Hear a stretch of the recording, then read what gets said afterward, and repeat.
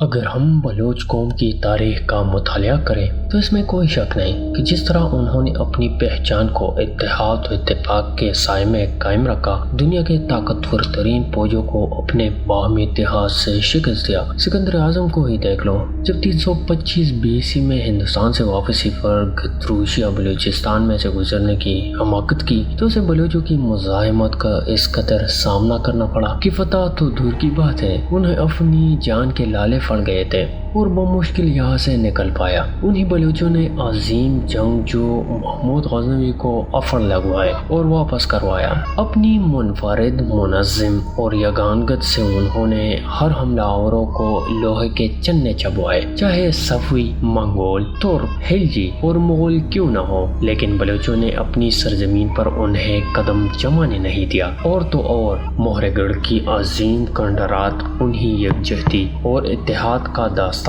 اپنے اندر سموئے آج بھی ایک شان کے ساتھ قائم ہے۔ شیر شاہ سوری نے کہا تھا، ہمایون خدا ان کا شکر گزار بن کہ بلوچوں نے تمہیں مجھ سے بچایا۔ میر نوری نصیر خان آپس کی اتحاد و باہمی اتفاق سے ایک ایسی سلطنت کا قیام عمل میں لایا کہ سلطنت عثمانیہ کے خلیفہ نے انہیں باغی دی بگلر، بچاؤ کے بادشاہ کے لقب سے نوازا اور امید کر رہا تھا کہ بلوچ اپنی اتحاد سے خلافت عثمانیہ کو پرشیا، آسٹریا اور روس کے چنگل سے بچانے میں مدد دیں گے۔ لیکن ہوا یوں کہ 1794 میں نوری نصیر خان انتقال کر گئے اور میر محمود خان ان کے جانشین نامزد ہوئے۔ انہیں کی ایام حکومت میں سن 1810 میں انگریز مصنف و جاسوس ہنری فوٹنگر بلوچستان میں وارد ہوتے ہیں اور 1810 میں ہی پہلی دفعہ لفظ براہوئی دنیا کے سامنے ایک قوم کی مانند نمودار ہوتا ہے۔ اس بار بلوچوں کا سامنا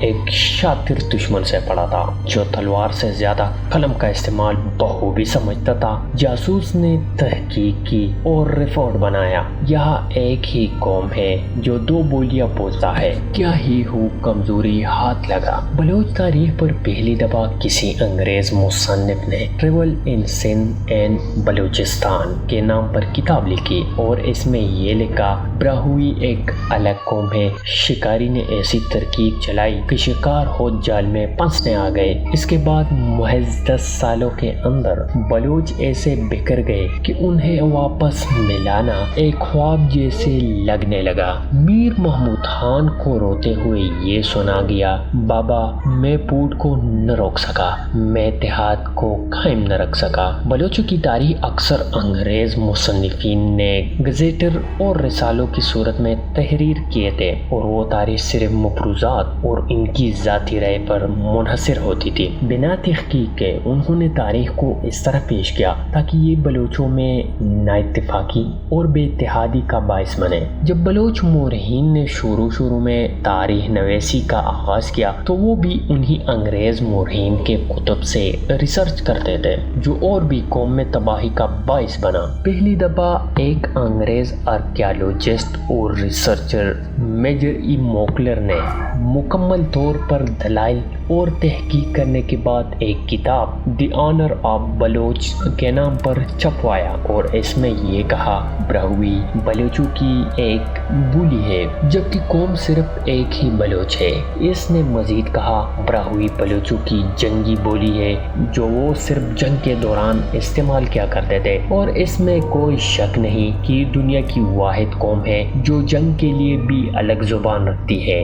دوسری جگہ وہ رقم تراز ہے۔ ہمارے برٹش مصنفین کا براہوئی کو الگ قوم لکھنا اس خطے میں ان کی کم علمی کا ثبوت ہے۔ موکلر کی اس کتاب پر برٹش حکومت نے بلوچستان میں پابندی عائد کر دی اور انہیں یہاں سے واپس ہندوستان ٹرانسفر کروایا گیا۔ برٹش مصنفین نے اپنے کتب اور ایجنٹس کی مدد سے بلوچوں کو اس حد تک تقسیم کیا گیا کہ رخشانی بلوچی بولنے والے چند قبائل باقاعدہ خان کے خلاف صف آرا ہو گئے تھے اور دوسری طرف براہوئی بولنے والے کچھ قبائل خان کے ساتھ اس لیے تھے کہ وہ براہوئی کو الگ قوم تصور کرنے لگے تھے۔ خان مہراب خان بھی خود حیران تھا کہ کیا ہو رہا ہے۔ بڑی مشکل سے اس نے اس تفرقہ اور پوٹ پر قابو پایا۔ قبائل تو پیچھے ہٹ گئے تھے لیکن شرمندگی اس قدر تھی کہ وہ کبھی اس لعنت میں نہ پڑے۔ اس کے ساتھ آپ سے اجازت چاہوں گا۔ اگر آپ اسی طرح کے مزید تاریخ پر مبنی بایوگرافی سننا چاہتے ہیں تو ہماری چینل لائف فیکٹ کو ضرور سبسکرائب کریں اور کمنٹ سیکشن میں اپنی رائے کا اظہار ضرور کریں۔